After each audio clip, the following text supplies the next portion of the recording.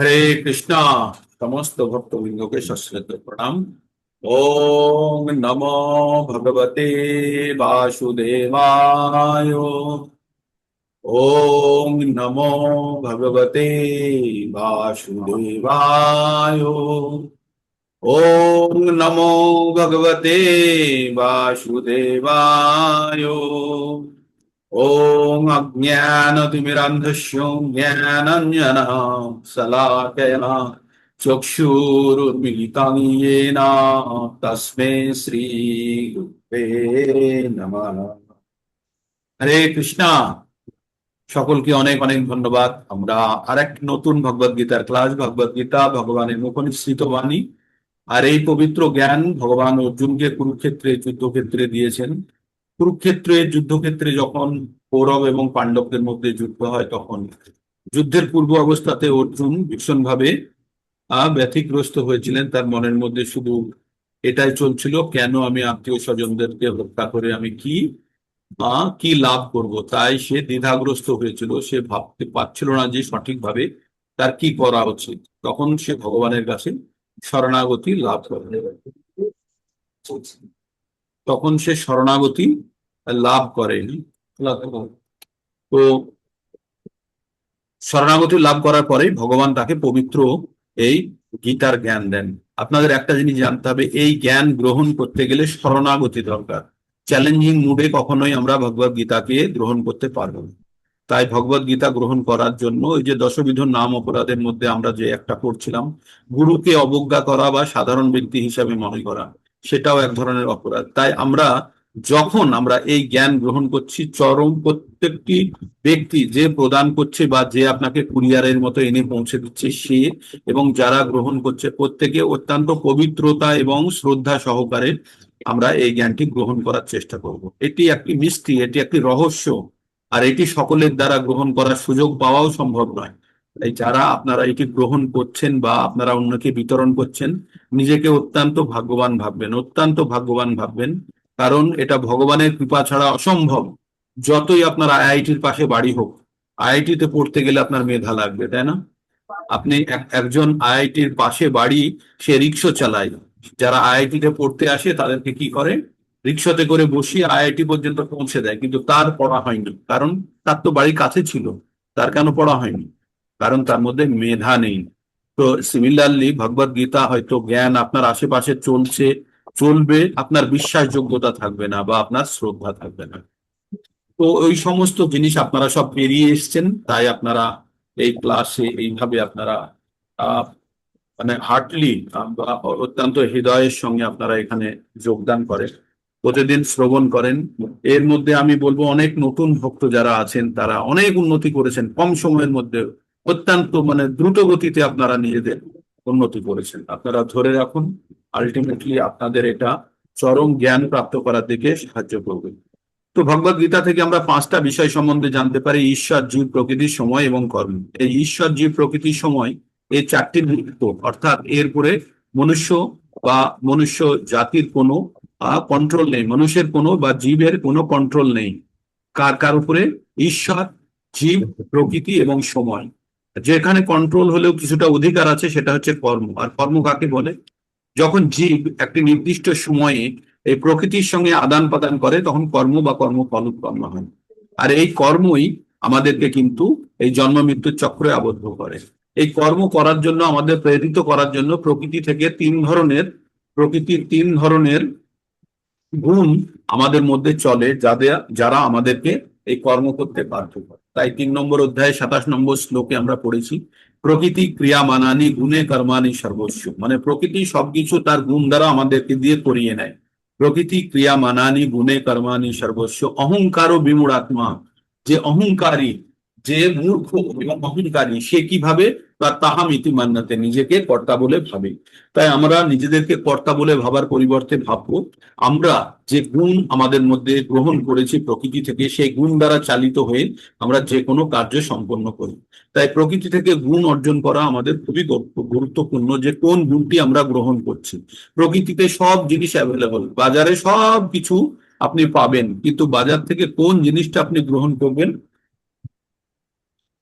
সেটি অত্যন্ত গুরুত্বপূর্ণ, তাই তো? তো তাই আমরা আমরা এই 13 নম্বর অধ্যায়ে আমরা পড়েছি। কিসের শব্দ হচ্ছে না একটা? শঙ্খ বাজান নাকি?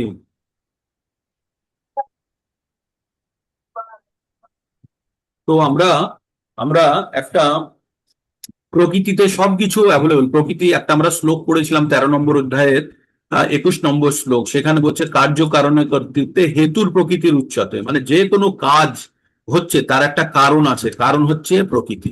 তার মানে যে কোনো কজ অ্যান্ড ইফেক্ট বলে আমরা একটা কথা ইংরেজিতে খুব পড়ি, কজ অ্যান্ড ইফেক্ট।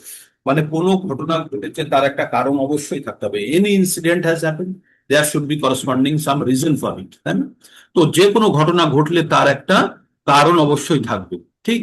তো আমরা বাংলাতে কি বলি, যা ঘটে যা রটে কিছু না কিছু ঘটে, বা এরকম কিছু একটা কথা বলি না? তার মানে কোনো কিছু যদি আপনি যদি কোনো ছোট একটা কিছু দেখতে পাচ্ছেন, তার নিচে কিন্তু বড় কিছু একটা রহস্য লুকিয়ে থাকতে পারে। তো আমরা তেমনই জানবো যে আমরা প্রকৃতিতে যে কোনো কাজ করছি তার জন্য রেসপন্সিবল হচ্ছে প্রকৃতি। প্রকৃতি কি?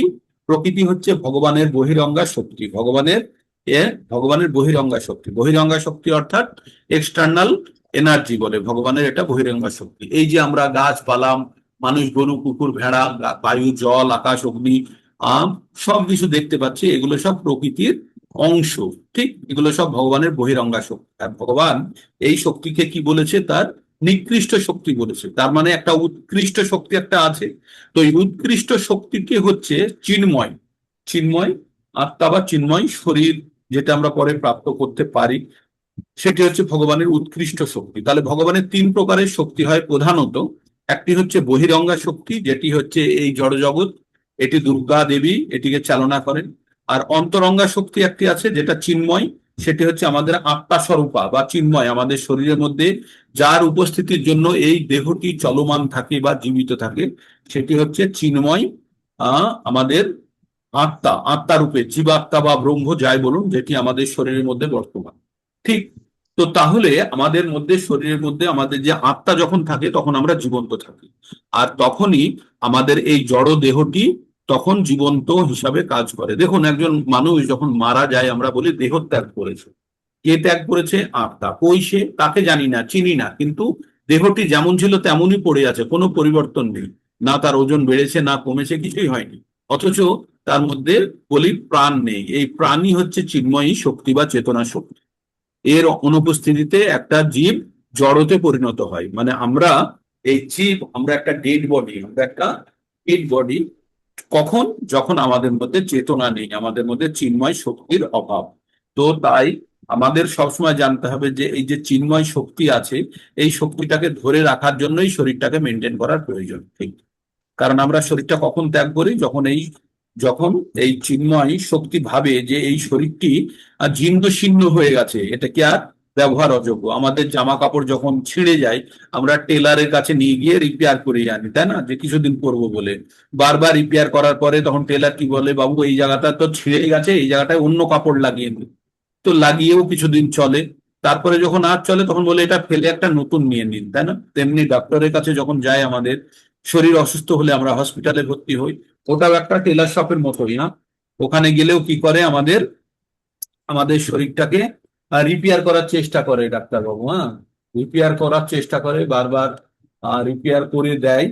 আর তারপরে রিপেয়ার করার পরে যখন কয়েকবার রিপেয়ার করে, তারপরে যখন কি হয় যে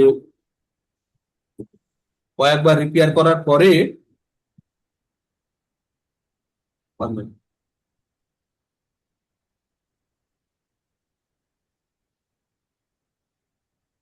स्वर्णकांति देवीदासी माता जी कंटिन्यू कीजिए।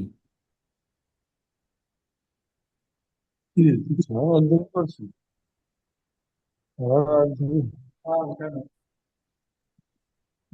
তো আমরা হসপিটালে যাই, হসপিটাল একটা টেলার শপের মতো মনে করুন। এই শরীরটাকে তারা রিপেয়ার করার চেষ্টা করে বারবার, ডাক্তাররা বিভিন্ন ভাবে এখান থেকে কেটে ওখানে লাগায়, ওখান থেকে কেটে এখানে লাগায়। তারপরে যখন আর ঠিক হয় না তখন বলে যে এই জামা ত্যাগ করে দিতে হবে। যেমন টেলার শপ বলেছিল আপনাকে এই জামাটা ফেলে দিয়ে নতুন জামা নিতে হবে, তখন ডাক্তারবাবু বলেন যে এই শরীরটি আর ব্যবহার অযোগ্য হয়ে গেছে। তখন ভগবানের কাছে আমরা কি বলি যে এই শরীরটা তুমি ফেরত নিয়ে আমাকে আর একটা শরীর দাও, তাই তো? এইভাবেই আমাদের চলে। তো এটাকে বলে দেহান্তরের প্রক্রিয়া। যখন আত্মা একটা শরীর ত্যাগ করে আর একটা শরীর গ্রহণ করে, সেটাকে বলে দেহান্তরের প্রক্রিয়া। ঠিক। তো আমরা আমরা আহ ভগবদ গীতার মধ্যে এই পরম জ্ঞান গ্রহণ করতে পারি। ভগবদ গীতা সম্পূর্ণরূপে টিকে আছে আত্মার উপরে। আত্মা অবিনশ্বর, তার সৃষ্টি হয় না, ধ্বংস হয় না, এর কোনো পরিবর্তন হয় না। কিন্তু যেটা পরিবর্তন হয় আমাদের শরীরের।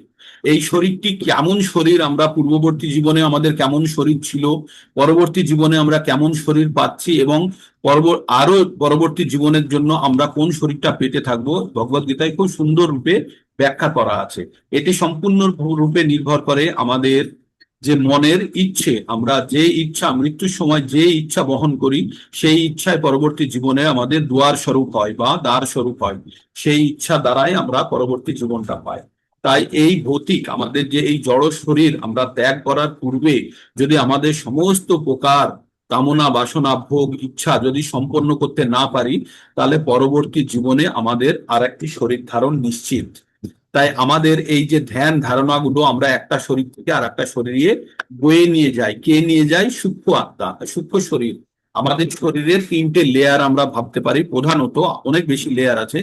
প্রথমটি হচ্ছে চেতনা বা আত্মা, তারপরে লেয়ার যেটি আছে সেটি হচ্ছে আমাদের সূক্ষ্ম শরীর, মন বুদ্ধি অহংকার দ্বারা তৈরি। সেটি অন্তর্বাস রূপে ভাবতে পারি, আমাদের আত্মার অন্তর্বাস। আর বহির্বাস অর্থাৎ আমাদের এই স্থূল শরীর, যেটা দেখে আমরা একজন আরেকজনকে চিনতে পারি বা যেটাই আমাদের পরিচয় হিসাবে ভৌতিক জীবনে বর্তমান আছে। ঠিক। তো তাহলে আমাদের এই শরীর যখন আমরা ত্যাগ করি, তখন আত্মা ওই সূক্ষ্ম শরীরটাকে সঙ্গে নিয়ে চলে যায়। আর ওই সূক্ষ্ম শরীর আমাদের এই জীবনের ধ্যান ধারণা ইচ্ছা অনিচ্ছা সব বয়ে নিয়ে চলে যায়। আর পরবর্তীতে কি করে, ওই ইচ্ছা অনিচ্ছা গুলোকে চরিতার্থ করার জন্য একটি শরীর প্রাপ্ত করে। যে শরীরটি প্রাপ্ত করে সেই শরীরটি ওই ইন্দ্রিয় সমূহগুলো এই ইচ্ছা অনুসারে থাকে। মানে কেমন বোঝা যাবে যে আমার কাছে একটা মুর্দা আছে, মানে একটা মৃতদেহ আছে, একটা কখনে নিয়ে গিয়ে ফিট করতে হবে। বোঝা গেল যেমনটা আমাদের মানে আমাদের ইচ্ছা, তেমনই ইচ্ছার একটা শরীরের মধ্যে গিয়ে ফিট করতে হবে। আমার যদি রেডিমেড শপে গেছি, আমি কোনো শপিং মলে গেছি, আমার যদি জ্যাকেট কেনার ইচ্ছে থাকে, আমি গেঞ্জি কিনে নিশ্চয়ই ফিরে আসবো না, তাই না? আমি একটি জ্যাকেটই কিনবো, কিন্তু জ্যাকেটটা কিনেছি গরমের সময়, তাহলে কিন্তু আমাকে গরমের সময় ওই জ্যাকেটটা যদি পরে থাকি তাহলে কষ্ট ভোগ করতে হবে, তাই না? কিন্তু আমার ইচ্ছা তো জ্যাকেট পরার। তো জ্যাকেটটা যখন আমি পরবো, তখন গরম বা ঠান্ডা সেটা শরীর ভোগ করবে, কারণ আমার ইচ্ছা আছে জ্যাকেট কেনার। তো অ্যাকর্ডিংলি আমরা শরীরের যে অংশটুকু পূরণ করার জন্য চেষ্টা করব, যে ইচ্ছাটুকু, সেই ইচ্ছার সঙ্গে জড়িত যদি আরো অ্যাসোসিয়েটেড কোনো প্রবলেম থাকে, সেটি কিন্তু আমাদের ভোগ করতে হবে। আপনার এখন ইচ্ছে হয়েছে আপনি দিল্লি যাবেন এখান থেকে প্রাইভেট গাড়িতে বসে। এবার প্রাইভেট গাড়িতে বসে যদি যান, তাহলে কিন্তু আপনি ট্রেনের মতো বা প্লেনের মতো সুবিধা পাবেন না গাড়ির থেকে, তাই না? গাড়ির আলাদা সুবিধা আছে, যেখানে খুশি ধাবাতে দাঁড়ালেন, ওখানে বাথরুম টয়লেট আছে, ইউজ করলেন, খেলেন, একটু রেস্ট করলেন, পরে আবার গাড়িতে বসে যাচ্ছে, তাই তো? এরকম ফেসিলিটিস নিতে পারেন। কিন্তু ট্রেনের মতো যে কন্টিনিউয়াস বা ইন্টারনাল ফেসিলিটি, সেটা আপনার থাকবে না। তাহলে আমরা যেটা পছন্দ করব বা যেটা আমাদের ইচ্ছে আছে, তারপরে নির্ভর করবে যে আমাদের পরবর্তী জীবনটা কেমন। তো এই জায়গাটা টোটালি ভগবদ গীতার পরম জ্ঞান এখানে, যে আমাদের শরীরটি অস্থায়ী এবং আমরা পৃথিবী যে জায়গাটাতে আছি সেই জায়গাটাও অস্থায়ী। অস্থায়ী মানে আমাদের জন্য। পৃথিবীর স্থায়িত্ব আছে, কিন্তু আমাদের স্থায়িত্ব নেই, তাই আমরা পৃথিবীকে বলি অস্থায়ী, অশাশ্বত। পৃথিবী শাশ্বত, কিন্তু আমরা যেহেতু আমাদের স্থায়িত্ব অশাশ্বত, সেই জন্য পৃথিবীকে বলি আমরা অশাশ্বত। আর পৃথিবীর আর একটা বাজে নাম আছে, সেটা হচ্ছে দুঃখালয়ম। তো পৃথিবীর নাম আমরা পড়েছি না, মা উপেত্তু পুনর্জন্ম দুঃখালয়ম অশাশ্বতম। তো 8-15 নম্বর শ্লোকে আমরা পড়েছি। তো ভগবান বলছে, ভগবানকে যদি কেউ পেয়ে যায়, তাহলে এই দুঃখালয়ম অশাশ্বতমে আর পুনরায় তাকে আসতে হয় না। হ্যাঁ। তো এই এই যে না আসতে হওয়া, এটার জন্য আমাদের কি করতে হবে? এই জ্ঞানই পরম জ্ঞান আমরা ভগবদ গীতা থেকে পাই। ভগবদ গীতায় আমরা 3টে সেকশনে ভাগ দেখতে পাই। একটা হচ্ছে প্রথম 1 থেকে 6 পর্যন্ত হচ্ছে কর্মযোগ, 7 থেকে 12 পর্যন্ত হচ্ছে ভক্তিযোগ, আর 13 থেকে 18 পর্যন্ত হচ্ছে জ্ঞান যোগ। এই ভক্তিযোগ ভক্তিযোগ হচ্ছে নারকেলের শাঁসের মতো, নারকেলের ছিবড়ে গায়ের খোলস, এগুলোর কিন্তু উপযোগিতা নেই বললে ভুল হবে, আছে, কিন্তু তত নেই যতখানি নারকেলের শাঁস এবং জলের আছে। কিন্তু প্রত্যেকটা এই নারকেলের প্রত্যেকটা অংশই গুরুত্বপূর্ণ, তাই না? তেমনই ভগবদ গীতার পরম গুহ্য জ্ঞান বা গোপনীয় জ্ঞানকে ভিতরে সংরক্ষিত রাখার জন্য 1 থেকে 6 নম্বর অধ্যায় পড়া অত্যন্ত জরুরি। যারা 1 থেকে 6 নম্বর পর্যন্ত অধ্যায় পড়ে তাদের ধৈর্য এবং ভগবানের প্রতি ভক্তি বা ভগবানের প্রতি শ্রদ্ধা উৎপন্ন করতে পারে না, তারা কখনোই ভগবত গীতার পরম জ্ঞান, যেটি 7 থেকে 12 নম্বর অধ্যায়ে দেওয়া আছে, সেটি কখনোই গ্রহণ করতে পারবে না। অনেকে আছে যে দুদিন একদিন অ্যাটেন্ড করলো, করে বললো ভালো লাগছে না, ইন্টারেস্ট পাচ্ছি না, পাবে না, পাবে না। এটাই একটা টেস্ট, এটাই একটা টেস্ট কিভাবে আমরা যে পরবর্তী পর্যায় পর্যন্ত আমরা এগোতে পারবো কিনা, এটা একটি টেস্ট। তাই আপনারা যারা ভগবদ গীতার সম্পূর্ণ কোর্সটি করেছেন 18 দিনের, তাদেরকে অনেক সাধুবাদ জানাই। এখানে অনেকেই আছেন যারা এই কোর্সটি করেছেন, অনেককে সাধুবাদ জানাই। আপনারা যে যে অংশগুলো বুঝতে পারেননি, আর এটি একবার পড়ে নেওয়া নয়। একদিন আমি দৌড়তে পারি, 2 কিলোমিটার হাঁটতে পারি, পারি নাই, আমি প্রতিদিন হাঁটি কিনা, দ্যাট ইজ ইম্পর্টেন্ট, তাই না? তো আমাদের শরীরটাকে বাঁচানোর জন্য যেমন প্রতিদিন আমাদের খাদ্য লাগে, প্রত্যেক দিন আমরা এক্সারসাইজ করি, তেমনি মনের খাদ্য হচ্ছে, আমাদের মনের বা আমাদের আত্মার খাদ্য হচ্ছে আধ্যাত্ম।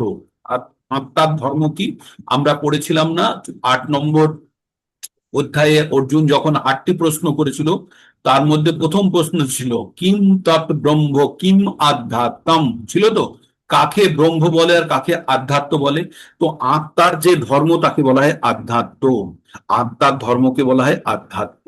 তাহলে আধ্যাত্মের জন্য আমাদের কি করতে হবে? আমাদের শরীরের যেমন আমরা সকাল বিকেল খাবার দিই, প্রসাদ দিই, তেমনি আমাদের আত্মার খাবার কি? আত্মার খাবার হচ্ছে এই ভগবানের সঙ্গে সংযুক্তি করানোর জন্য যাবতীয় যাবতীয় জ্ঞান কার্যকলাপ, সেগুলি হচ্ছে আত্মার আধ্যাত্মিকতার জন্য প্রয়োজন। তো সেটি হচ্ছে আত্মার খাদ্য।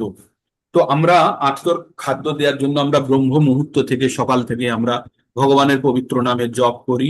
তারপরে আমরা কি করি? ভগবানের পবিত্র নামে জপ বা আমরা কীর্তন করি, আমরা ভগবদ গীতা পঠন করি, শ্রবণ করি। আমরা আমরা 140 দিনের এই আমরা বর্তমানে চলছি, যেটা 140 দিনের প্রোগ্রামে চলছি, প্রায় শেষের দিকে চলে এসেছি। 140 দিনের দ্বারা আমরা কি করেছি?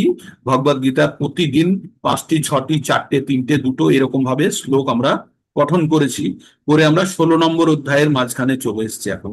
16 নম্বর অধ্যায়টি জ্ঞান যোগের একদম ভিতরের অধ্যায়। এরপরে আরো 2টো অধ্যায় আছে। রিসেন্টলি যারা 18 দিনের করেছেন তারাও ডিটেলস এই 16 নম্বর অধ্যায়টি শুনেছেন এবং অন্যান্য অধ্যায়গুলো শুনেছেন।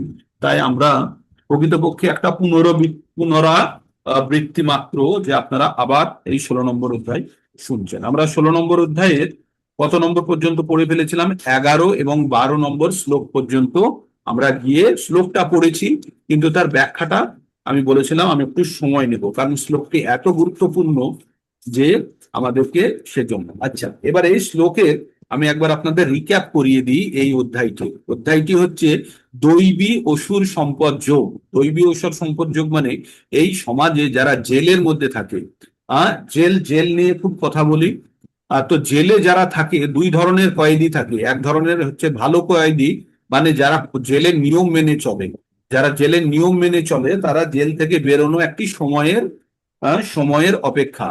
আর জেল থেকে যারা জেল থেকে বেরোতে চায় না বা জেলের নিয়ম মানে না, তাদেরকে পুনরায় শাস্তি পাওয়ার জন্য প্রস্তুত থাকতে হয়, তাই না? তাদের নির্দিষ্ট টার্ম শেষ হয়ে গেলেও আবার যদি সে অন্যায় করে থাকে, তাহলে পরবর্তীর জন্য তাকে আবার প্রস্তুত থাকতে হবে, ঠিক? তো একটা জিনিস আপনারা বলুন তো, যখন জেলের মধ্যে কেউ থাকে তখন তাকে প্রতিদিন ভালো খাবার টাবার দেওয়া হয়, কাজকর্ম করানো হয়, ওই রকম নীল সাদা ড্রেস পরিয়ে তাকে রাখা হয়, সবকিছুই করা হয়। কিন্তু একদিন কেউ এসে খবর দিল, তাকে একজন জেলের কর্মচারী এসে খবর দিল যে এই জেলার সাহেব আছে না, খুব ভালো, ওনার কাছে তুমি যদি গিয়ে না কেঁদে কেঁদে পা ধরে যদি তুমি ওকে 7 দিন, সকাল সন্ধ্যে তার পা ধরে যদি তুমি কাঁদো, কেঁদে তাকে যদি অনুরোধ করো না, তাহলে তোমাকে কিন্তু ছেড়ে দেবে, তাহলে তোমাকে খুব তাড়াতাড়ি ছেড়ে দেবে। তো আপনারা করবেন না? করবেন না? আপনারা যদি জেলে থাকেন, তাহলে আপনারা যদি এই খবরটা পেয়ে যান যে জেলা সাহেব খুব ভালো, আর তার পা ধরে কান্নাকাটি করলে 7 দিন পা ধরে কান্নাকাটি করলে জেলা ছেড়ে দেবেন, তাহলে আমরা করব না? করব না? করব না? করব না?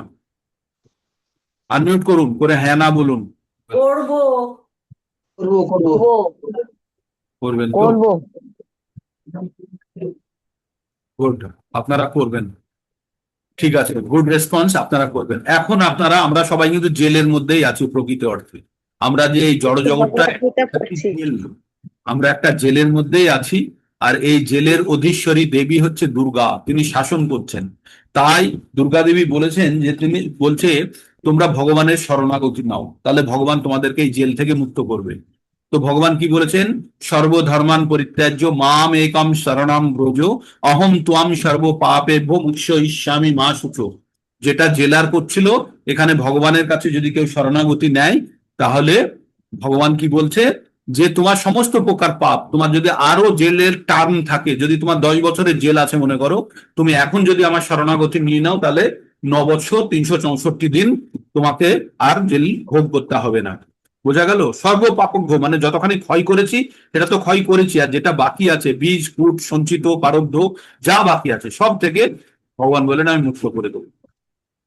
তো এইরকমই একটি শ্লোক আমরা পড়েছিলাম যে এই দেবী দেবী দুর্গার এই যে জগৎ, এই যে মায়ার জগৎ কতখানি কষ্টময়, সেখানে ভগবান ভগবান নিজে বলছে 7 নম্বর অধ্যায়ের 12 নম্বর শ্লোকে আছে সম্ভবত, হ্যাঁ, দৈবী হৈসা গুণময়ী মম মায়া দুরত্তয়া মামেব যো প্রপদ্যন্তে মায়া মেতাং তারন্তিতে। ভগবান বলছেন এই যে দৈবী হৈসা গুণময়ী, এই যে প্রকৃতির 3টে গুণ দ্বারা এই যে জগৎ আছে, এটি পার করা খুব কঠিন। দৈবী হৈসা গুণময়ী মম মায়া দুরত্তয়া, এটাকে পার করা, এটি ভগবানেরই বহিরাঙ্গা শক্তি, তবুও এটিকে পার করা ভীষণ কঠিন। তাই ভগবান বলছে মামেব যো প্রপদ্যন্তে, যে আমার শরণে এসছে সে এই মায়ার জগৎকে পার করতে পারে। তাই সর্বতোভাবে আমাদের ভগবানের শরণাগতি লাভ করতে হবে, তাই তো। তো ভগবত গীতা থেকে এই পরম জ্ঞান আমরা পাই।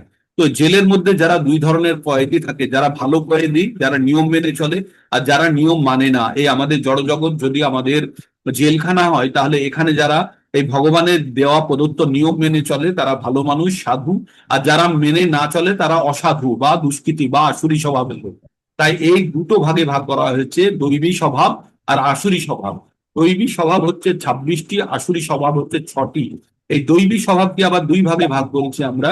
একটি হচ্ছে বর্ণ অনুসারে, আর একটি হচ্ছে আশ্রম অনুসারে। বর্ণ অনুসারে 18টি, আর আশ্রম অনুসারে 8।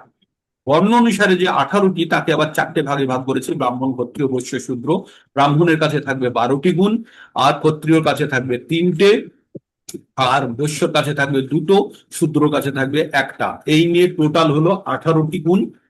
18টি গুণ হলো। আর আশ্রম নিয়ে হলো আপনার সন্ন্যাসীর কাছে থাকবে 3টে, আর আপনার সন্ন্যাসীর কাছে থাকবে 3টে, গৃহস্থর কাছে থাকবে 3টে, আর একটি থাকবে বানপ্রস্থ, আর একটি থাকবে ব্রহ্মচারীর কাছে, ব্রহ্মচর্য পালন করছে জানেন। তো এই টোটাল 8টা, 8টা আর 18টা টোটাল 26টি গুণ। এই গুণগুলিকে একসঙ্গে দেওয়া আছে এখানে 1 থেকে 3 নম্বর শ্লোকের মাধ্যমে। কি বলছে? অভয়ং সত্য সংশুদ্ধ, শ্রী ভগবান উবাচ, অভয়ং সত্য সংশুদ্ধি জ্ঞান যোগ ব্যবস্থিতি, দানং দমশ্চ যজ্ঞশ্চ সাধ্যায়ন তপ আর্জবম, অহিংসা সত্যম ক্রোধ, অহিংসা সত্যম অক্রোধ, ত্যাগ শান্তির পৌষণম, দয়া ভূতেষু লোলুপত্তম, মাধবম হ্রি চাপলম, তেজো ক্ষমাধিতি শৌচম, অদ্রোহ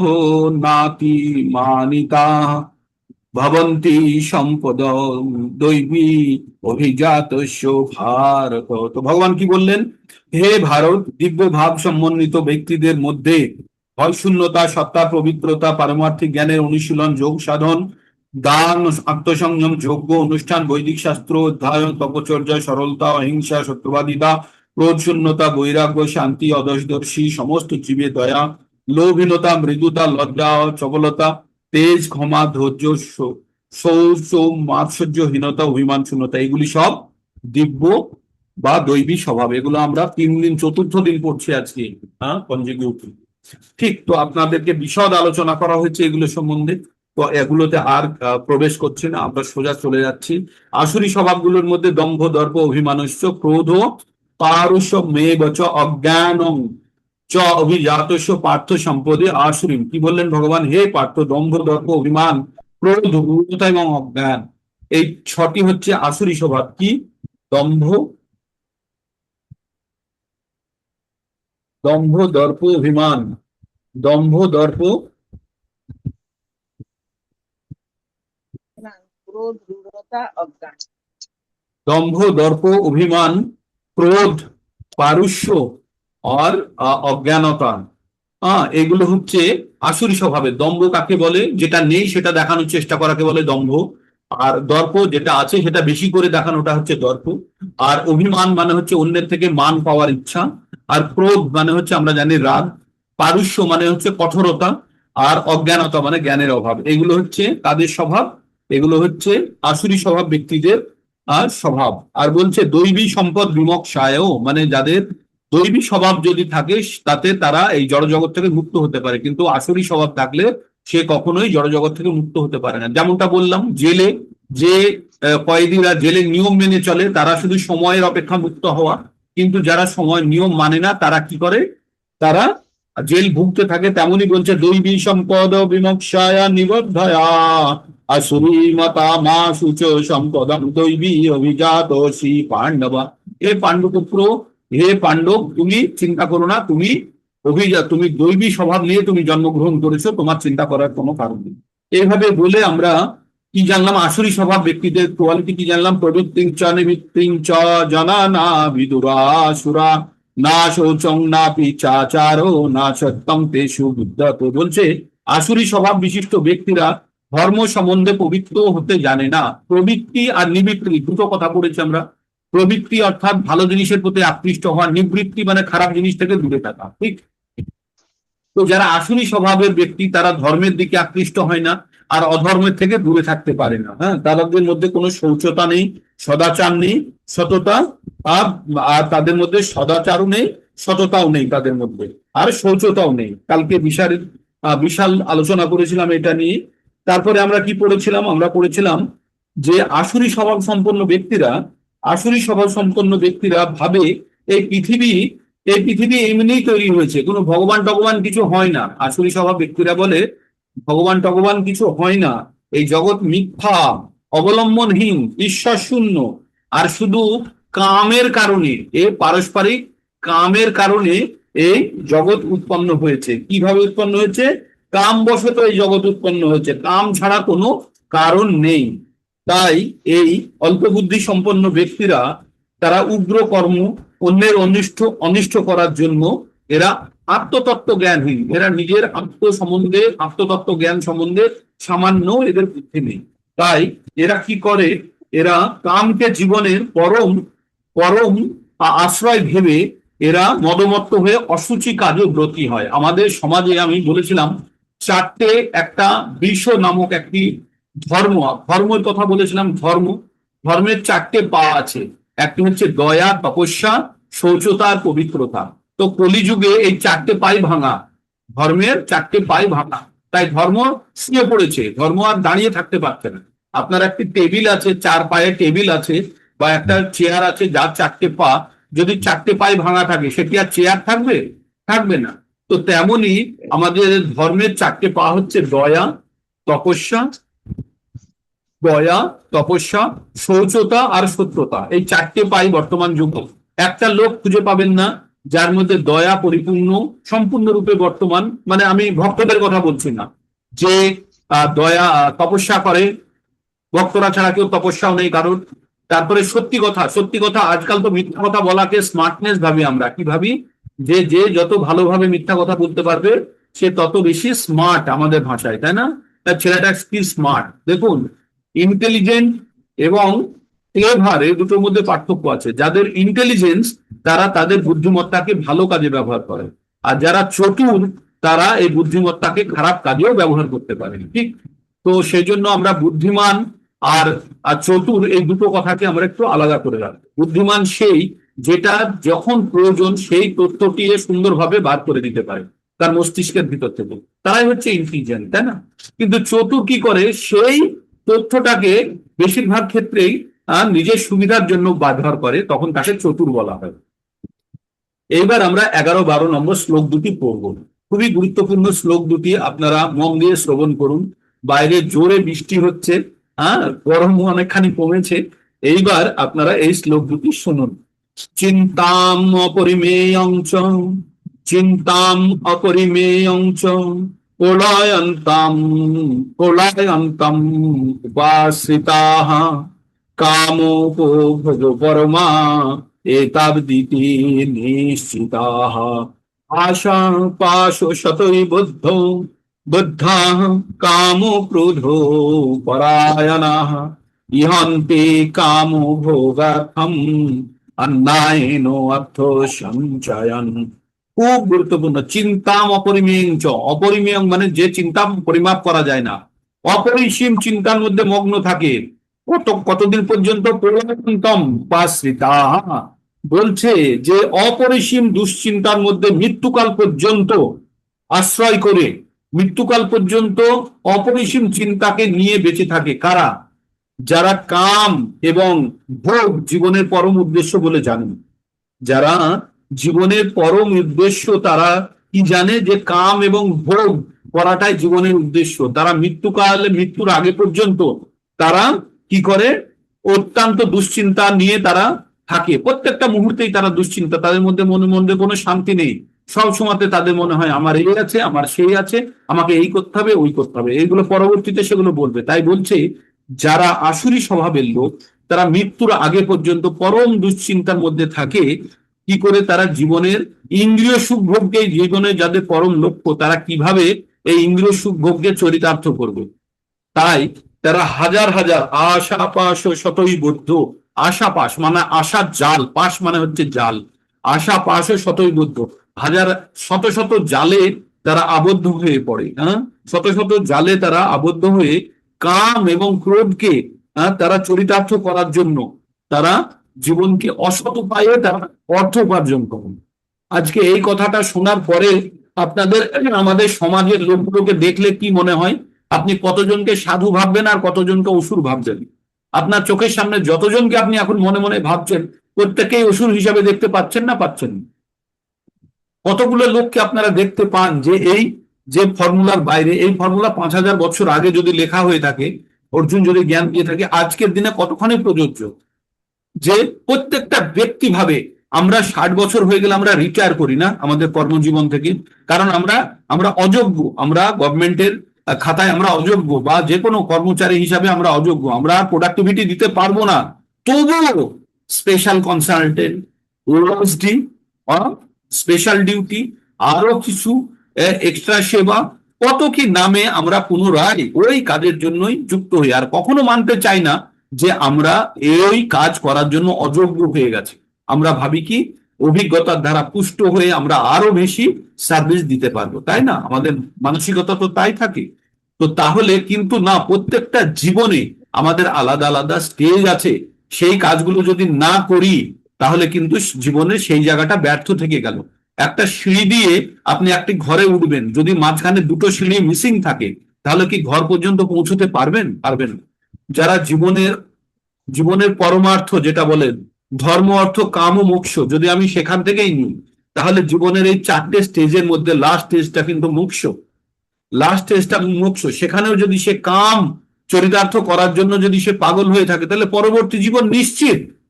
যে জিনিসটা আমাদের মনের মধ্যে অত্যন্ত প্রবল ভাবে থাকবে মৃত্যুর আগে, সেই জীবনটা আমরা নিয়ে জন্মগ্রহণ করব।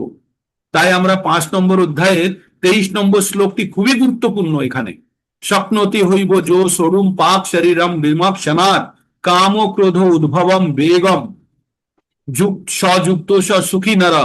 তো আমাদের শরীর ত্যাগ করার আগে আমাদের এই যে আমাদের কাম ক্রোধ থেকে যে উৎপন্ন বেগ, এই বেগগুলোকে যদি আমরা সমন না করতে পারি, নিয়ন্ত্রণ না করতে পারি, তাহলে কিন্তু আমাদেরকে পরবর্তী জীবন, আমরা এই জীবনে তো সুখী হবই না, পরবর্তী জীবনেও সুখী হতে পারবো না। কারণ ওই বেগ নিয়ে জন্মাবো, তখন আমাদের শুধু পার্টিকুলার ওই পারপাসটা যদি সলভ করার জন্য থাকে, কুকুর শিয়াল হয়েও জন্মাতে পারে। তাহলে আমাদের চেতনার শুদ্ধিকরণ খুবই প্রয়োজন, আমাদের চেতনা শুদ্ধিকরণ খুবই প্রয়োজন। আমি আপনাদের ওই গল্পটা বলি না, মৌমাছি, শ্রমিক মৌমাছি ফেরামিনের গন্ধে পাগল হয়ে সব সময়তে এই ফুল থেকে সেই ফুল থেকে হাজার হাজার কিলোমিটার যাত্রা করে, তারা প্রতিদিন উড়ে, প্রতিদিন এই এই ওই ফুল থেকে উড়ে মধু এনে মৌচাকের মধ্যে রাখছে। কিসের জন্য করছে? কি পায় সে? কি পায় সে? শুধু একটা গন্ধ পায়। কি পায়? রানী মৌমাছি একটা গন্ধ ছাড়ে, সেই গন্ধে মোহিত হয়ে সারা দিন কাজ করে যাচ্ছে। তো তেমনি আমরা মনুষ্য সমাজ, এই মনুষ্য জাতি স্পেশালি আমরা কি করছি, এই সংসারের আমরা মোহ, আমাদের দুটো জিনিসের মোহে আমরা আটকে আছি। একটা হচ্ছে জিহ্বার স্বাদ আর একটা হচ্ছে যৌন সুখ। এই দুটোর জন্য আমরা কিন্তু এই জড়জগতে আমরা প্রচন্ড ভাবে মোহিত হয়ে আছি। আর তখনই আমাদের জীবনে এই যে মৌমাছির মৌচাক থেকে মৌমাছিকে ওড়ানোর জন্য কি দেয়, ধোঁয়া দেওয়া হয়। তো ধোঁয়া দিলে মৌমাছিগুলো কি করে, সেই গন্ধ থেকে আলাদা হয়ে যায়, তখন বুঝতে পারে না কি করব। তেমনি আমাদের জীবনে আমরা যে এই মোহিত অবস্থায় আছি, এই অবস্থা থেকে বার করার জন্য গুরু আমাদের সামনে ধোঁয়া নিয়ে আসে। ধোঁয়া কিসের? এই পবিত্র জ্ঞানের ধোঁয়া নিয়ে আসে, নিয়ে এসে আমাদের এই মোহিত অবস্থা থেকে আমাদেরকে উদ্ধার করার চেষ্টা করে। কিন্তু তাতেও যদি আমরা উদ্ধার হতে না চাই, তাহলে আবার কিছুক্ষণ পরে আবার ফেরামিনের গন্ধে আমরা আকৃষ্ট হয়ে পড়বো। তাই প্রত্যেকটা মুহূর্তে আমাদের জানতে হবে, প্রত্যেকটা মুহূর্তে আমাদের জানতে হবে যে এই জড় জগৎটা স্থায়ী জায়গা নয়। এখানে যদি আমি ভাবি ট্রেনে যাচ্ছি, আমার কাছে রিজার্ভেশন নেই, আমি যদি বলি যে গেটের কাছে বাথরুমের পাশে বসে যাব, টিটি আমাকে একটু বসতে দিন, দেবে না টিটি, এটা অথরাইজ নয়। তাই আমাদের যখন টার্ম শেষ হয়ে যাবে, আমাদের যখন জীবন শেষ হয়ে যাবে, আমি যতই টাকা ব্যাংকে, হসপিটালের ব্যাংকে জমা করি, আমার ডেড বডি, ডেথ সার্টিফিকেট ছাড়া কিচ্ছু দিতে পারবে না তারা, কিচ্ছু দিতে পারবে না। তাই আমাদের জানতে হবে, আমাদের সময় যখন পার হয়ে যাবে, তখন কিন্তু আমরা অস্থায়ী, আমরা এই শরীরটি আমাদের কোনো কাজে লাগবে না। তাই আমাদের এই শরীরটিকে জীবিত যে অবস্থায় আছে, প্রকৃত অর্থে আমাদের ব্যবহার করতে হবে। আমাদের মনুষ্য জীবনের সার্থকতা তখনই যখন আমরা এই জীবন, মনুষ্য জীবন অত্যন্ত দুর্লভ। আমরা একটা শ্লোক পড়ি না ভাগবতমের, লব্ধা সুদুর্লভম এদম বহু সম্ভাবন্তে মনুষ্যম অর্থ দম অনিত্যম অপি ইহ ধীর তুন্নং যতেত না পতেত অনুমুক্ত যাবৎ নিশ্চয় সদ বিষয় বলি সর্বত্র সাপ। এখানে বলছে এই যে লব্ধা সুদূর লবম ইদম বহু সম্ভাবন্তে, অনেক অনেক লক্ষ লক্ষ জন্মের পরে আমরা এই মনুষ্য জীবন পাই। তাই তাকে কাম আর ভোগের মধ্যে নষ্ট না করে আমাদের কি করা উচিত, আমাদেরকে প্রকৃত উদ্দেশ্য সাধনের জন্য তুন্নং যতেত না পতেত, মানে অবিলম্বে তুমি অ্যাকশন নাও যাতে আর পতন না হয়। হ্যাঁ, তাই আমাদের আমাদের আমাদের জীবনের প্রকৃত অর্থ জেনে আমাদের জীবনকে প্রকৃত উদ্দেশ্যে চালিত করা। ইন্দ্রিয় সুখ ভোগ করায় জীবনের চরম লক্ষ্য এবং মৃত্যু পর্যন্ত এই ভাবধারা পোষণ করে কারা? অসুরেরা।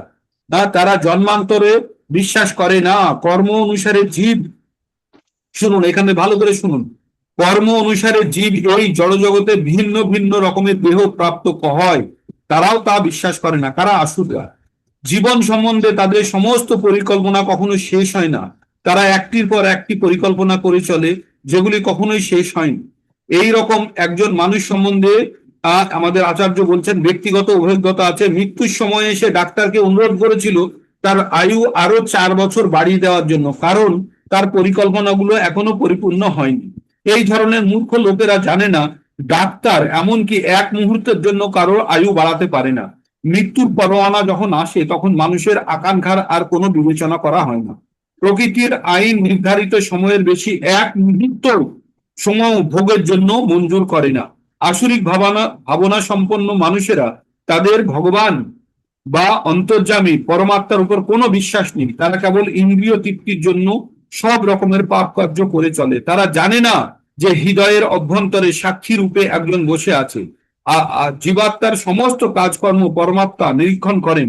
উপনিষদে সেই সম্বন্ধে বলা হয়েছে, একটি গাছে দুটি পাখি বসে আছে, একজন তার মাঝে, একজন সেই গাছের ফল ভোগ করে এবং কর্মে লিপ্ত থাকে, অন্যজন সমস্ত কার্যকলাপ নিরীক্ষণ করে।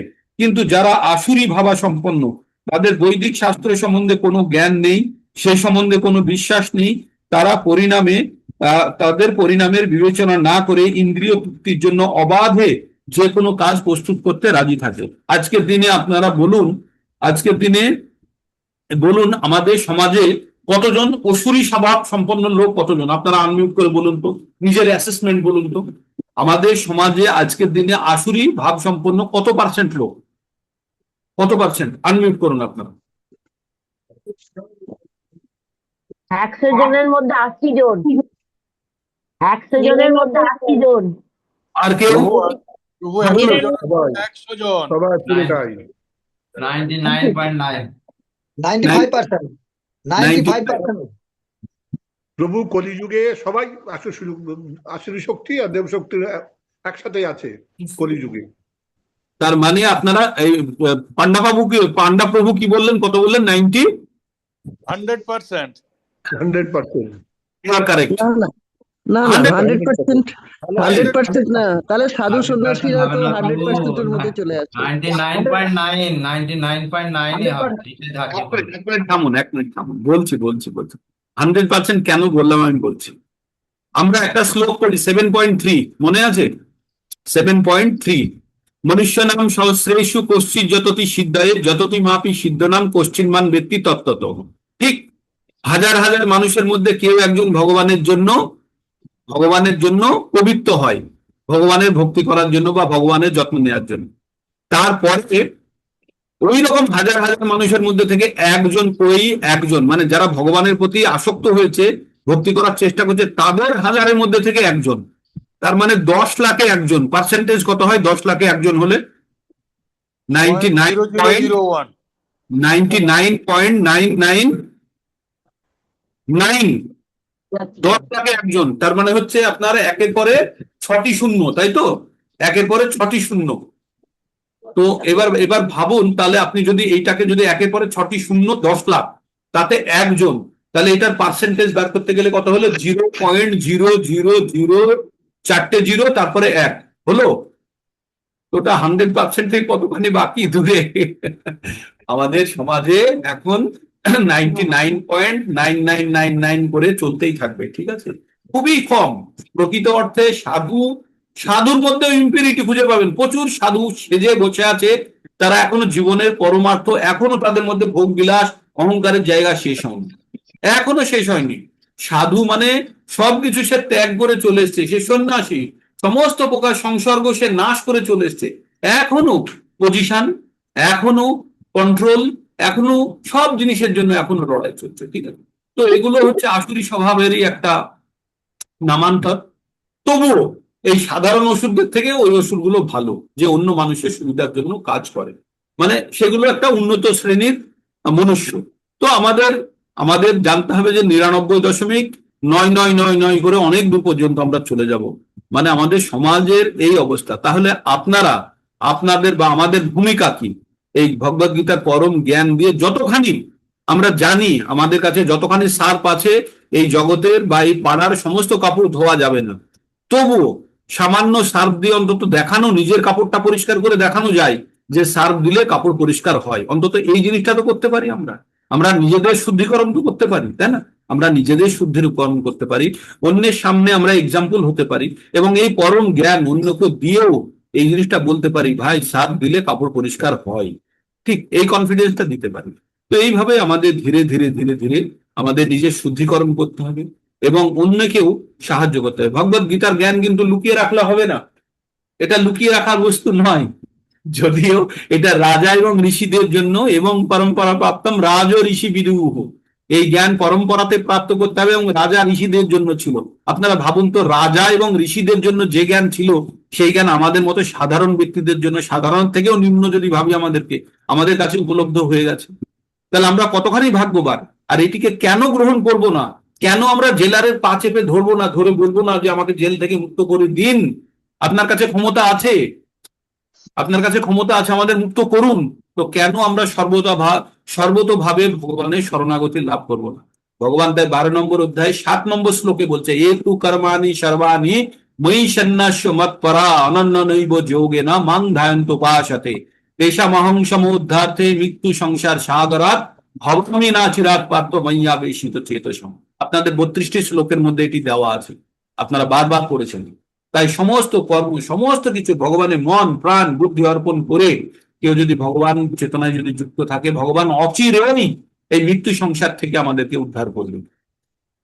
তো এই ভরসা ভাবনা চিন্তা রেখে আমাদের প্রত্যেকটা মুহূর্তে আমাদের কিন্তু এগিয়ে চলতে হবে। আপনাদের প্রত্যেকটা মুহূর্তে জানতে হবে, আপনার প্রত্যেকটা পদক্ষেপ আপনাকে পরবর্তী জীবনে কোন দিকে নিয়ে যাবে, সেটা আপনাদের ভাব। তাই আমরা প্রতি মুহূর্তে আমাদেরকে মনে রাখতে হবে যে এই মনুষ্য জীবন অতি দুর্লভ, আর এই জীবনটাকে যদি আমি পাইলটের, আপনি লাইসেন্স পেয়েছেন, আপনি অনেক কষ্ট করে পড়াশোনা করে তারপরে টাকা খরচা করে একটা কমার্শিয়াল লাইসেন্স পেয়েছেন, তাকে বলে সিপিএল, কমার্শিয়াল পাইলট লাইসেন্স।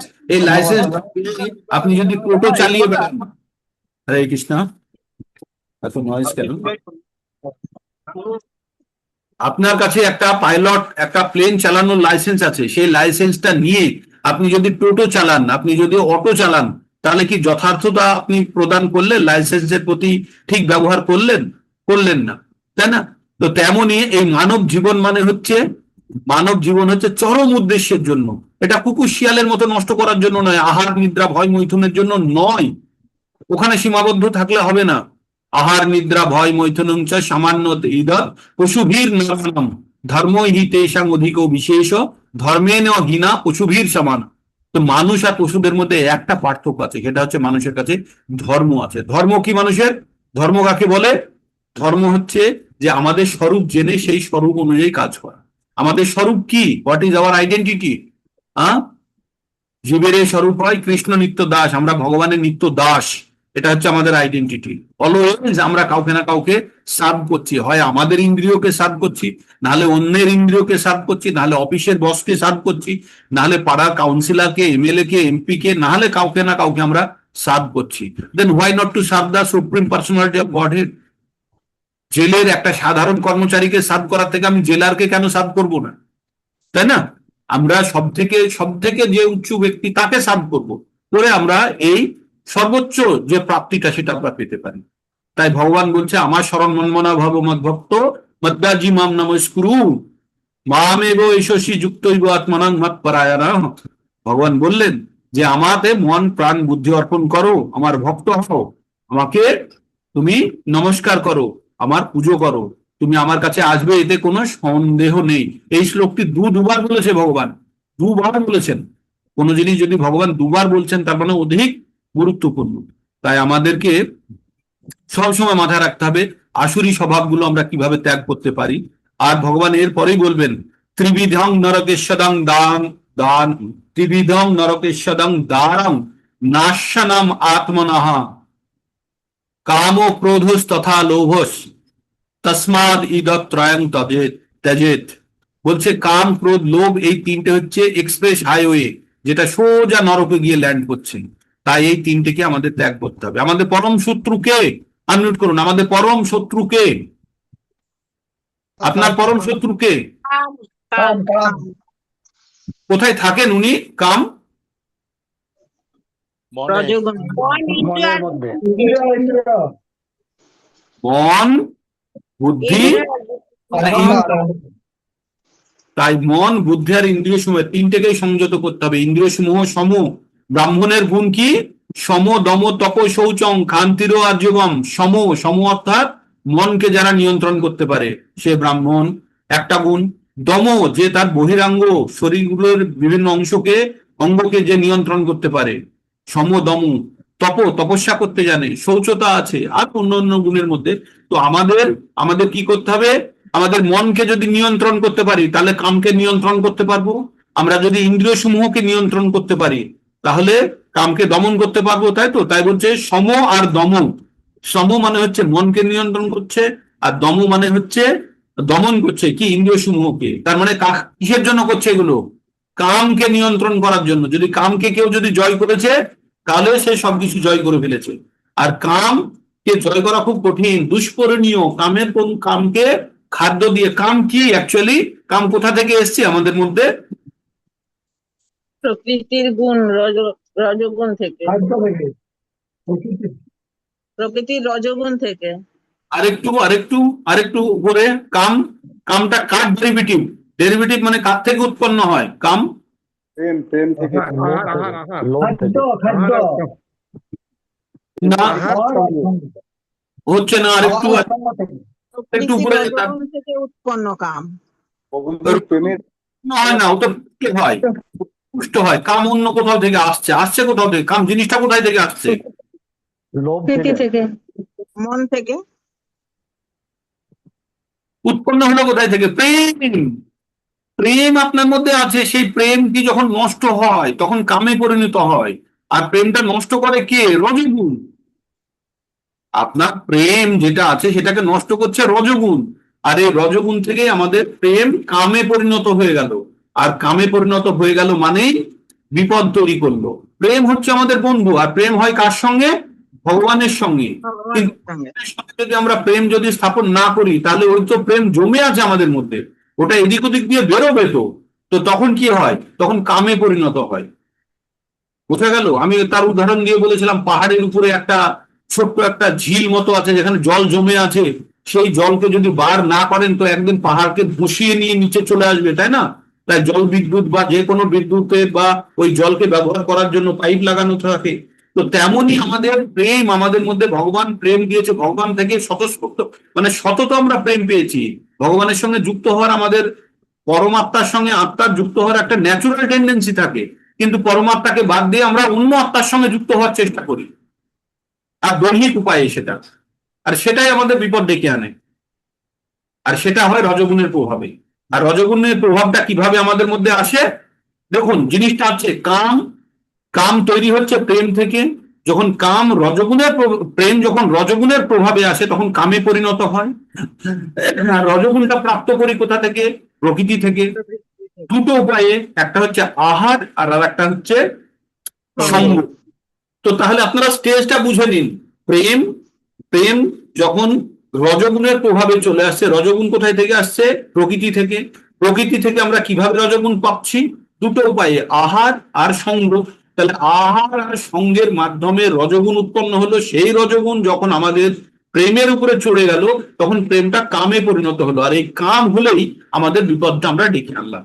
তাহলে আমাদের রজগুণ আমাদের বিপদটা এনে দিল কে? আমাদের প্রেমকে নষ্ট করে দিল কে? রজগুণ। তাহলে রজগুণ হচ্ছে আমাদের প্রধান শত্রুকে সাহায্যকারী। তাই রজগুণকে আমাদেরকে কন্ট্রোল করতে হবে, করে আমাদের প্রকৃতপক্ষে শতগুণের দিকে যাওয়ার চেষ্টা করতে হবে, তাই তো? তাহলে আমাদের প্রেমটা অন্তত নষ্ট হবে। তো এই লম্বা আলোচনা, এই এই এই চ্যাপ্টারটি আমাদের পুরো আয়না দেখিয়ে দেয়, আমাদের প্রকৃত অবস্থান দেখিয়ে দেয়। তাই আমাদেরকে বারবার এগুলো পড়া উচিত এবং শ্রবণ করা উচিত। পড়লেও হবে, শ্রবণও করতে হবে।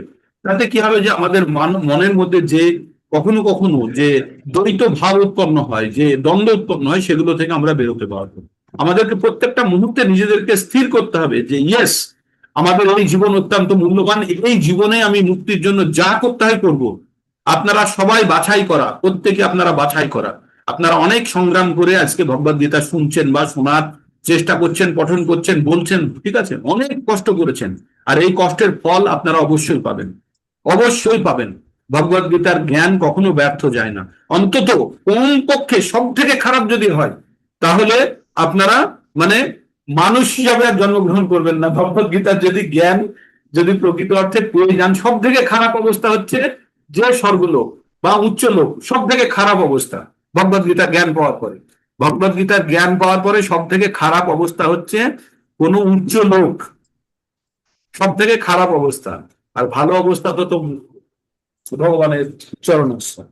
আর মানুষ হয়ে জন্মানো, আপনারা কখনো ভাববেনই না যে আপনারা যে স্তরে আছেন তার থেকে নিচে যাবেন। অসম্ভব, অসম্ভব।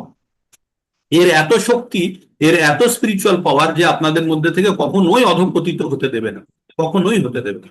এই জ্ঞান আপনাকে, তাই বলছে না, নেহাভি ক্রমনাশস্তি প্রত্যাবায়না বিদ্যাতে স্বল্পমপস্য ধর্মস্য ত্রয়াতে মহাত ভয়াত। 240 নম্বর শ্লোকে বলেছে, সামান্য যদি ভক্তির পথে কেউ অগ্রগতি করে থাকে, তার পতন নেই। ভগবান নিজে বলছে, ক্ষিপ্রম ভবতি ধর্মাত্মা শাশ্বত শান্তি নিগচ্ছতি কোনতে অতি জানিহি নামে ভক্তা পুনশ্যতি। আমার ভক্তের পতন হয় না, ভগবান একদম গ্যারান্টি দিয়ে বলছেন। তো তাহলে আমরা কেন, আমাদের কিসের ভয় যে আমরা পতিত হব? কেন হব আমরা পতিত? আমরা তো একটা উচ্চতর চিন্তা ভাবনা নিয়ে এগোচ্ছি, তাই না? পতিত হওয়ার কোনো চিন্তা নেই। আপনারা নিঃসংকোচে ভগবত ভক্তি করুন আর জীবনের চরম লক্ষ্য প্রাপ্ত করুন। হরে কৃষ্ণ কৃষ্ণ কৃষ্ণ হরে হরে, হরে রাম রাম রাম হরে। কারো কিছু বলার থাকলে বলতে পারেন। আজকের ক্লাস এখানেই শেষ হচ্ছে। আর ক্যামেরা অন করতে পারেন যদি অ্যাটেন্ডেন্সের জন্য আমরা একটা স্ন্যাপশট নিতে পারি। 33 জনের অ্যাটেন্ডেন্স, সংখ্যা কিছুতেই বাড়ছে না। নতুন ব্যাচের শুধু পান্ডা প্রভু জয়েন করেছে, আর কেউ জয়েন করেনি। প্রভুজি, বলুন। বলছি কি, ওই যে 32টা শ্লোকে হ্যাঁ, যেটা আমরা পঠন করছি, কিন্তু আমি একটা ওটার অর্থের সাথে মানে মানের সাথে হ্যাঁ মনমোহন প্রভু মনে হয় দিয়েছিল, সেটা আমার দরকার, আমি কাউকে দেবো, আমি চেয়েছি। আচ্ছা কিছু ভক্ত আছে তারা পড়াশোনা করে সব সময়, তারা হ্যাঁ বাংলাতে গীতা পড়ে, বাংলা গীতা পড়ে। আচ্ছা তার সাথে কথা হয়েছে, সে বলেছে ঠিক আছে দিন, আমি ওইটা পড়বো। আমি বললাম বাংলায় সংস্কৃত মিনিং বাংলাতে সব দিয়ে আছে, বলে দিন, আমি চাই ওটা। তো ওইটা আমার কাছে তো শুধু অর্থের সাথে নেই। আচ্ছা, অর্থের সাথে মনমোহন প্রভু দিয়েছিলেন তো? তো সে খুঁজে পেলাম না, আমি কালকে অনেক খোঁজাখুঁজি করেছি কিন্তু পেলাম না। করে দেবো আজকে ফোনে। ঠিক আছে, আবার পাঠিয়ে দেবো। আমার কাছে আছে দিলীপ প্রভু, পাঠিয়ে দেবো আপনাকে। আচ্ছা দিন, মর্তের সাথে। হ্যাঁ দিয়ে দেবেন, দিয়ে দেবেন। ঠিক আছে। আর ক্যামেরা অন কাদের কাদের হবে অ্যাটেন্ডেন্সের জন্য? কিন্তু সংখ্যাটা ইমপ্রুভ করছে না, খুব কষ্ট লাগে সংখ্যাটা ইমপ্রুভ না করলে। আমাদের ভগবদ গীতার ক্লাসে ওখানে 25-30 জন হচ্ছিল, আপনাদের 10-12 জন বাদ দিলেও তো 15 জন মতো নতুন ছিল, তাদের কোথায় চলে গেল তারা সব? শুধু পান্ডা প্রভুকেই দেখছি আর কাউকে দেখছি না। শিবশঙ্কর প্রভু কালকে জয়েন করেছিলেন, প্রভু ভ্যানিশ, আজকে জয়েন করেনি। আর এই ভক্তির জিনিসটাতে হচ্ছে কনসিস্টেন্সি খুব গুরুত্বপূর্ণ। কনসিস্টেন্সি মানে নিয়ম মেনটেন করা, যে প্রত্যেক দিন আমি শুনবো এই যে দেখুন, এখানে বেশি ইন্টেলিজেন্সির দরকার নেই, এখানে বেশি দরকার হচ্ছে ডিসিপ্লিনের। কে কত নিয়মিত ভাবে এই কাজটি করছে সেটি বেশি গুরুত্বপূর্ণ। ঠিক আছে, আপনারা করুন। তো ওই বলছি রবিবারে তাহলে শ্লোকই হোক, তার কারণ শ্লোকে কিন্তু কোনো শ্লোক উন্নতি হচ্ছে না, শ্লোকে উন্নতি হচ্ছে না। এই দেখছি। শতরূপা দেবী দাসী মাতাজি পাঠিয়ে দিয়েছিলেন, তো আপনারা ওইটা বার করে ওর সাথে মিলিয়ে শ্লোকগুলো কিন্তু প্রপার উচ্চারণ করতে হবে সুন্দরভাবে, তাহলে কিন্তু পূর্ণতা আসবে। এর একটু উদ্দেশ্য পরিশ্রম করুন আপনারা, প্লিজ একটু পরিশ্রম করুন। আর অ্যাডিশনাল ক্লাস কন্ডাক্ট করি শ্লোক লার্নিং এর জন্য, সেগুলো আমরা করি। আপনারা একটু একটু পেন নিন না, তাহলেই হয়ে যাবে। অনেকেই পারেন, আর একটু পরিষ্কার করে নিন না। হ্যাঁ, আর একটু পরিষ্কার করে নিন, তাহলেই হয়ে যাবে। তো ওই আগের 32টি, পরে হচ্ছে 15টি, হ্যাঁ, টোটাল 46টি শ্লোক আছে। আপনারা বুঝতে পারছেন না যে কি সম্পদ আপনাদের হাতের মধ্যে দেওয়া হয়েছে। শুধু আপনারা এটাকে নিতে শিখে নিন, তাহলে আপনাদের এটা হম পুরো ভাগবত গীতার জ্ঞান এর মধ্যে দেওয়া আছে, পুরোই 32-এর। তারপরে 32 হচ্ছে বিল্ডিং এর স্ট্রাকচার, আর তার মধ্যে আমরা এবার ঘর টর বানানো শুরু করেছি। তার মধ্যে শুধু ওই 9 নম্বরের 20 থেকে 34 পর্যন্ত দেওয়া আছে। সেটি একটা ফ্লোর তৈরি হচ্ছে, আরো ফ্লোর আলাদা আলাদা তৈরি করব। কিন্তু স্ট্রাকচার 32টি শ্লোকের আপনাদের দেওয়া হয়ে গেছে, পুরো ভগবদ গীতার জ্ঞান 32টি শ্লোকের। এবার বিল্ডিং এর বাকি স্ট্রাকচার গুলো আমরা ভিতরের ওয়ারিং, অমুক তমক, হেনা তেনা, এগুলো ছোটখাটো জিনিসগুলো সব করতে পারবো। তো আপনারা সঙ্গে প্রভুজি, থাকুন। বলুন। বলছি শ্লোক গুলো তো পড়ছি কিন্তু মুখস্থ হচ্ছে না। মুখস্থ করার দরকার নেই, মুখস্থ যদি না হয় না হোক, আপনি ঠিকভাবে উচ্চারণ করে পড়ুন না। মুখস্থ করার জন্য আমি কাউকে জোর দিচ্ছি না, অটোমেটিক্যালি আসবে। ভগবান বলেছেন সতত যুক্ত না প্রীতি পূর্বকম দদামি বুদ্ধি যোগম তাম। এটা ভগবানের রেসপন্সিবিলিটি, আপনাকে এটা নিয়ে ভাবতেই হবে না। লিভ ইট অন হিম, ওর উপরে ছেড়ে দিন। ভগবান কি বলছে? এইভাবে সবসময় যুক্ত হয়ে, যে আমার ভজনায় যে যুক্ত হচ্ছে তাকে আমি বুদ্ধি দিই, উনি দেবেন, এই বিশ্বাস রেখে আমাদের এগোতে হবে। অটোমেটিক্যালি মুখস্থ হয়ে যাবে। আপনাকে মুখস্থ করার জন্য আলাদাভাবে কোনো আপনাকে দিতে হবে না, কোনো প্রচেষ্টা করতে হবে না। আপনি পড়তে থাকুন, সকাল সন্ধ্যে দুপুর যখন পাচ্ছেন পড়তে থাকুন। আমরা যেমন জনগণ পড়ার জন্য কোনোদিন মুখস্থ করেছিলাম, জনগণ শুনতে শুনতে শুনতে শুনতে আমাদের মুখস্থ হয়ে গেছিল। ঠিক আছে, তো ক্যামেরা অন হবে না কারণ, যাদের হয়েছে তারাই ম্যাক্সিমাম। ওকে, একটা স্ন্যাপশট নিয়ে নিলাম, অ্যাটেন্ডেন্স আজকের হয়ে গেল। হরে কৃষ্ণ। হরে কৃষ্ণ প্রভুজি। বলুন মাতাজি। পুনরস্চ মানে কি? হ্যাঁ, পুনরস্চ পুনশ্চ উপস্থ উপস্থ বুঝলি তো? উপস্থ। হ্যাঁ, পুনরস্চ মানে ওই যে ওই যে পুনরস্চ বলছে, পুনরস্চ। জপমালা করলে তার পুনশ্চ করতে হয়, সেটা কি? ওই সেটা খুব ভালো ফল। পুনশ্চ পুনশ্চ হ্যাঁ, পুনশ্চ পুনশ্চ মানে আবার পুনশ্চ অর্থ হচ্ছে পুনরায়। পুনরায় মানে আবার। আবার পুনশ্চ, হ্যাঁ আবার। কিন্তু বলছে জপমালা করলে পুনশ্চ করতেই হয়, মানে অন্য কোনো আড়ালে, অন্য আলাদা জায়গায়, কোনো তীর্থে, কোনো নদীর ধারে এরকম ভাবে কিছু করতে হয়। সেটা কি এই জিনিস পুনরায়? প্রায়শ্চিত্তের কথা বলছেন না কিসের কথা বলছেন আমি তো বুঝতে পারছি না। পুনশ্চ মানে তো পুনরায় কথা, কিন্তু জপমালাতে জপ করুন, ওইসব অত নিয়মের মধ্যে পড়েন না, নিয়মের মধ্যে পড়েন না। আপনি আগে প্রথমে জপ করতে থাকুন, জপ করে করে শুদ্ধিকরণ করুন, দেখবেন সব নিয়ম আপনার কাছে চলে আসছে। তখন ওই বেশি মানে আমরা যে প্রথমে প্রবেশ করার আগে যদি বেশি নিয়ম টিয়ম নিয়ে ঘাটাঘাটি করতে চাই তখন আমরা বিভ্রান্ত হই। এখন সাধারণভাবেই শুরু করুন না মাতাজি, সাধারণভাবে শুরু করুন, জপ করুন। আপনার কাছে জপমালা আছে, আপনি করছেন তো, কালকে রিপোর্ট দিয়েছিলেন তো, করুন। আপনি 1 মাস কন্টিনিউয়াসলি 16 মালা করে জপ করুন, তো তারপরে রিপোর্টটা দেবেন। আপনার আপনার কাছে নিয়ম কানুন তখন মনে হবে ভঙ্গুর, ঠিক আছে? নিয়ম তাদের জন্য, ওই পুলিশ কাদের জন্য? যারা নিয়ম মানে না তাদের জন্য। যে নিয়ম মানে তার জন্য পুলিশের কোনো ভূমিকা আছে? ভূমিকা থাকে না তো। তো সেই জন্য আপনাদের ভাবার চিন্তা করার কিছু নেই। পুলিশ তাদের জন্য মানে ভয়ের কারণ, যারা হচ্ছে দুষ্কৃতী তাদের জন্য ভয়ের কারণ, কিন্তু যারা ঠিকভাবে চলছে তাদের জন্য পুলিশকে নিয়ে তো ভয়ের কোনো কারণ নেই। তো নিয়মের জন্য অত ভাববেন না, আপনি জব করুন ঠিক করে, আগে শুদ্ধিকরণ হতে থাকুক, তারপরে দেখবেন। আর ওকে, এই যে বলছে গীতা গীতা পড়লে আর পুনরায় জন্মগ্রহণ করতে হয় না, হ্যাঁ কিন্তু গীতা তো জন্মগ্রহণ তো গীতাতেই আছে, জন্মালে মরতে হবে, আবার মরলে জন্ম নিতেই হবে।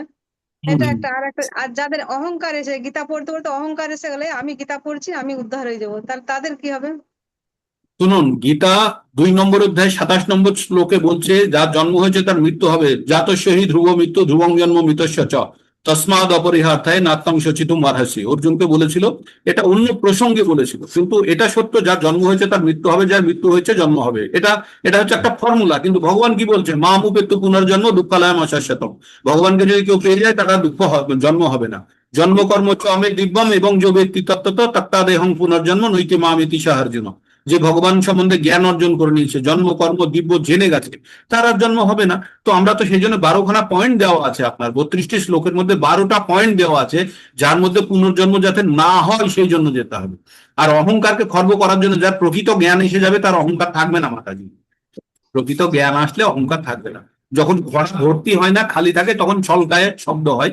ঘোড়া যখন ভর্তি হয়ে যাবে কোনো আওয়াজ বেরোবে না, ঠিক আছে? তো ঘোড়া এখন ধরার সময় একটু আধটু আওয়াজ বেরোলে কোনো চিন্তার কিছু কারণ নেই, ঘোড়া ভর্তি হচ্ছে এখন, ঠিক আছে? এটা নিয়ে বেশি চিন্তা করতে হবে না। আমরা এখন চেষ্টা করব কিভাবে আমাদের উন্নতি সাধন করা যায়। আমরা নেগেটিভ সাইডটা দেখবো না, পরে দেখবো নেগেটিভ সাইডটা। এখন আমরা আমাদের নিজেদের ইমপ্রুভমেন্ট আছে। আমরা এখন ওকে, আমরা ভর্তি করছি। হ্যাঁ। তো একেবারে মাতাজির প্রশ্নের জলের মতো উত্তর, মাতাজি এর উপরে আর উত্তর হয় না। একদম ঠিক আছে। আর একটা কথা বলি, যেটা জব করছেন আপনারা সবাই জব করুন, আর জব করবেন যে 16 মালা করুন, ঠিক আছে? আর হয়তো বেশি করতে পারলেন, কোনোদিন 18 করলেন, কোনোদিন 22 করলেন, কোনোদিন 24 করলেন, কোনোদিন 32 করলেন। রিপোর্ট 16 মালারই দিন, যেটা কন্টিনিউ করতে পারবেন সেই 16 মালাই ঠিক আছে। বেশি করলে সেটা, বেশি করলে কোনো অসুবিধা নেই, করতে আসলে থাকুন। জবটা কি? জব হচ্ছে যতগুলো আমরা 11 নম্বর অধ্যায় কি পড়েছি, 10 নম্বর অধ্যায় পড়েছি, সমস্ত যজ্ঞের মধ্যে সেরা হচ্ছে জপযজ্ঞ, ঠিক আছে? সমস্ত যজ্ঞের মধ্যে সেরা হচ্ছে জপযজ্ঞ, আমরা পড়েছি। বিদ্যার মধ্যে সেরা হচ্ছে আধ্যাত্ম বিদ্যা, ভগবান নিজে বলেছেন বিভূতির মধ্যে। তাহলে জপযজ্ঞ সেটা যখন করছেন ম্যাক্সিমাম মানে সতর্কতা মেনটেন করে আমাদের এটা করা উচিত, শুদ্ধ অবস্থায় করা উচিত, ঠিক? তো করুন আপনারা। আজকে এখানেই থাক, হ্যাঁ, অনেকটা হয়ে গেছে। আর কিছু আছে?